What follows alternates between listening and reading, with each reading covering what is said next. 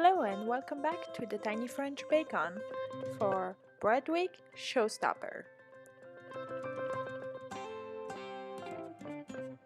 Bakers, for your Showstopper, Bread Week. Pup Hollywood would like a decorative loaf. It must be, must have fantastic shapes and innovative flavors. You can use any kind of starter or yeast you want. You have 4 hours. On your mark, get set, bake. 4 hours of baking. Those showstoppers are long. Here's the plan. It is a challah with stuffed buns. I have 3 types of buns and we'll go through them as I bake them. So the stuffed bun are going to be a brioche dough. A brioche dough is a type of enriched dough that's enriched both with eggs, milk, and butter. Because it is so rich, it takes a while to knead and to proof. This is why I have to move very fast, combining my ingredients and letting the mixer roll.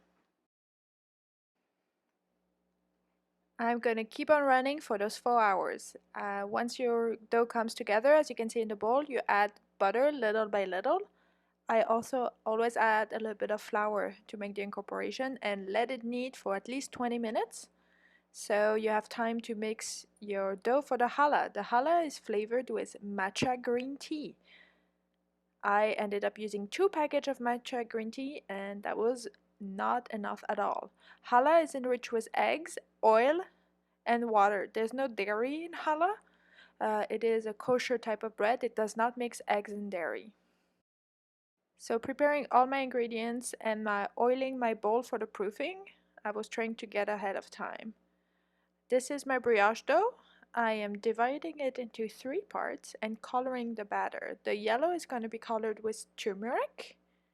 There's going to be a red one colored with beet powder and the black one colored with charcoal powder. I am using this color order so I don't have to wash the bowl in between usage, hopefully to save on time.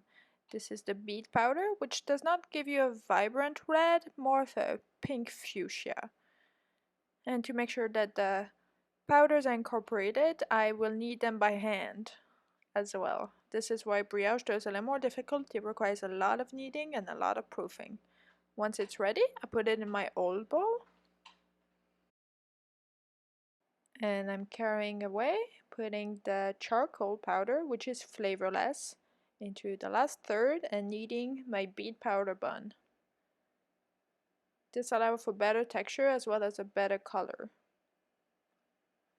They're ready to proof in a preheated oven. And we will talk about my mistakes in the proofing a little bit later. This is the challah. So there is 2 packets of matcha powder, about 2 tablespoons. That was definitely not enough. I would add a 1/4 cup of matcha powder if I was interested to make a challah matcha flavored. I use cake yeast, which is a type of fresh yeast, both in the brioche and the challah. It is faster activated and a little stronger than dry activated yeast, hopefully counterbalancing the richness. And I need the challah at the end, make sure it is fully incorporated and fully stretchy. I will tell you right away, I did not need enough that dough. It might look strong and banging on the counter. It definitely needed about 10 minutes more into the machine. That under kneading and overproofing that we're going to achieve, sadly, will give a challah that is lacking in texture. It will lack structure. It's going to melt away on the pan. But I placed it on my old bowl. I didn't know then. Film it. I'm preparing my pots for the fillings and I'm proofing it in my preheated oven. Again, my oven was too hot for the proofing. My dough overproofed both types. For the brioche bun, it's not as much of a problem because they are pretty small, but for the challah bread, it will become a problem later on. The fillings, there's 3 of them. We have a mango custard in our yellow dough. There's a chicken barbecue flavor in the red dough, and there is a loaded cream cheese in the black dough. The first thing you want to do is get the chicken cooking. Raw chicken is a little testy, so try to always wash your hand as much as possible and not contaminate your countertops and your tools. Put that raw chicken into that searing hot pan. Keep washing. I use chicken thigh instead of chicken breast. They're a little richer in flavor.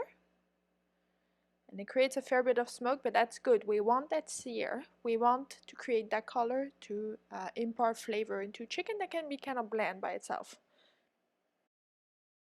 To help with the flavor, we are making Asian barbecue spice mix using soy sauce, some sesame oil, some tamarind paste. It's gonna give it a tangy flavor. I love tamarind paste. It gives a tangy flavor, but it also helps the chicken break down with the enzymes. So it gives you a very shreddy texture for our barbecue chicken.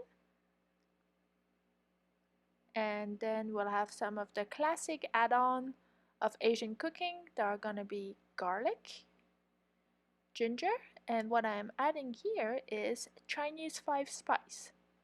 Chinese 5 spice is a combo of licorice root, aniseed, cinnamon, and something else that I forgot.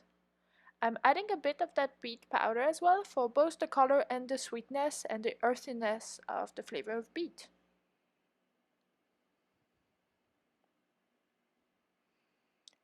Grating my ginger, fresh ginger root. If you don't have access to If you do not have access to fresh ginger root, you can use ginger powder. It is way less impactful in terms of flavor. So I try always to go fresh. I grated my garlic and adding that mixture on top of the chicken, putting the cover on because you kind of want that to steam for about 20 to 40 minutes, depending on the size of your chicken thigh. I am separating eggs for the custard, getting my milk to a slow simmer, adding the vanilla paste to the milk and sugar to the egg yolks, thoroughly mixing the sugar with the egg yolks. This is frozen mango. I had fresh mangoes that I just froze just because they were going bad. It doesn't impart anything. If you have fresh mango, use fresh mango. A little bit of citrus juice. Kind of needed that acidity to balance the sweetness.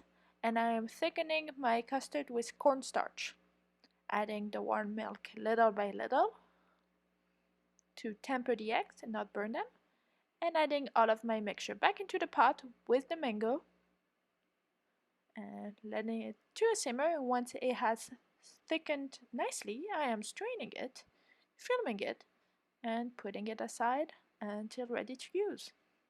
If you want to store that, you can put it in the fridge. For me, there was really no use to fridge it. And I'm doing the loaded cream cheese, which is just, as you saw, cream cheese, some scallions, and some salmon. And here we are an hour in. I've been running around and there's still so much to do.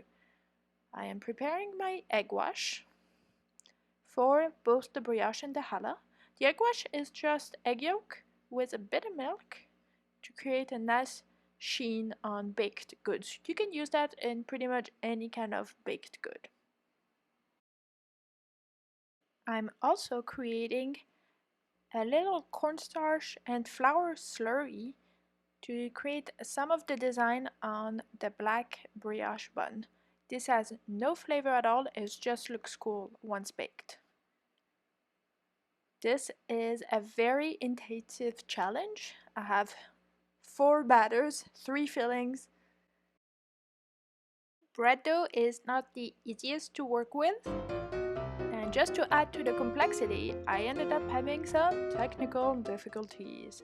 Here is the new camera angle I had to deal with. I am very tired, very pissed. I lost some footage. So this is where we're at. I'm going to show you how I formed the little bread bun. You take the proof dough, you roll it out to deflate it, and then I just section in as many little buns I needed, working one at a time with them. I am sorry I don't have the black buns shaping method shown, but I lost that footage. Here do you see me rolling out the brioche dough into a star pattern, adding in the filling with a measuring ice cream scoop to make sure there's the same amount of filling in every chicken bun, closing it up, sealing with my bench scraper, and here you go, you have a brioche stuffed bun. Here once more. So you want to roll thin the edges so that when you fold the dough over, you don't end up with a thick amount of dough at the bottom and no dough at the top. So you only roll out very thinly the extremities so you can form it into a little bundle, a little bread dumpling. I guess this is what it is. It kind of is a dumpling. Shaping it properly so it's kind of egg-like.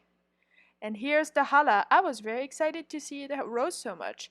I didn't know that it would cause a lot of problem. It was super soft, way too soft to work with. I had a hard time just cutting it, dividing it. I tried to make the little snake head. The braid was supposed to look like a snake, so I tried to make a little snake head. Challah is traditionally braided in a 6-strand braid, which is a little bit hard by itself, but I could not get my dough to roll properly without snapping, without restricting. I was getting really tired, very frustrated, running low on time. They were really looking irregular. They were super sticky to each other. So you're gonna see me attempt the 6-strand braid, which I was trying to show how to do, and it was not working. It was sticking so hard together. The pieces were breaking off. It was looking very irregular. And it kept snapping on me, so I gave up. Put the dough back together, back to the drawing board. I let the dough rest and proof in the fridge. A cold bread dough, cold brioche dough is way easier to work with. So 30 minutes in the fridge. I was lucky enough to have some time to work with. And we're back at it with the brioche bun. So those proofed at room temperature. And it's time to start the design just before baking them. You bake them until ready. I can't say when. It depends on the size of your bun and the type of stuffing you have. The wetter the stuffing, the longer it's going to take to bake. I decided to have different types of shaping and scoring. So the chicken buns are going to be prickled with scissors. And as you saw, the black bun had spirals. Back to the challah, now cold, way easier to work with. And I foolishly thought, oh, this time I can do my 6-strand braid. Try it again. And nope. We're gonna have a 3-strand braid, regular traditional braid, and if we amount to that, it'd be good enough. So instead of the nice tutorial on 6-strand traditional challah braid, you have a basic 3-strand braid. Putting on the egg wash, challah has to be egg washed to look shiny. Placing the snake head and into the oven. And 20 to 30 minutes of baking later, everything is ready. First came out the buns and everything looked so bad. Bakers, you have 2 seconds left. 1. Bakers, you are done. After 4 hours of baking, I was definitely disappointed. And for the judgment today, please welcome Naman and Neha, a brother and sister combo who were way too nice. They really liked the stuffed bun. To be fair, those guys were pretty tasty, but they agreed that the challah was lacking in flavor and the shape was very medium. It tasted nothing like matcha and gave me the score of 8 and 9. Thank you, Naman. Thank you, Neha, for those very generous scores. See you next time on the tinyfrenchbacon.com. Thanks for watching.